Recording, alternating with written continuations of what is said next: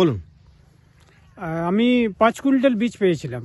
তো বীজটা আমরা প্রথমে আমাদের জীবনে ভয় ছিল যে আমরা যে চাষের একটা খরচা হয়, এমনিতেই আমাদের এখানে চাষে আমরা মানে ভর্তুকি দিয়ে চলছি, মানে আমরা ঠিকভাবে গুঁড়ো বিক্রি করতে পারছি না, আখও বিক্রি করতে পারছি না। তো উনি বলেছিলেন, আমাদের প্রাক্তন বিধায়ক বা আমাদের এখানে যিনি আছেন সলিলবাবু, উনি হচ্ছেন প্রাইমারি টিচার, ওনারা আমাকে প্রথমে বললো যে আমরা বাইরের থেকে একটা বীজ দিচ্ছি, আপনারা বীজটা লাগান, উন্নত পাবেন, উন্নত বীজ। আমরা বললাম যদি আমাদের মাটি শ্যুট করে তাহলে ওই ভালো হবে। তো যাই হোক, বীজটা উনিরা ব্যবস্থা করেছেন এবং আমরা বীজটা সম্পূর্ণ ফ্রি পেয়েছি। এখন আমাদের ফসল খুব ভালো। তাই এই ফসল হলেই তো আমাদের হচ্ছে না, আমরা তো অন্য দিক থেকে মার খাচ্ছি। আমাদের তো আখের মার্কেট নেই।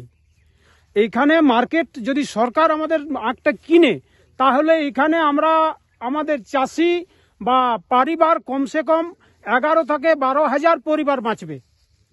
এই আখটা অনেকেই আমাদের চাষি ভাইরা আছে, যাতে করে আমাদের বিক্রি না হওয়ার জন্য, গুড় বা আখ বিক্রি হচ্ছে না, যার জন্য অনেকেই চাষি ভাই আখ চাষ ছেড়ে দিয়েছে।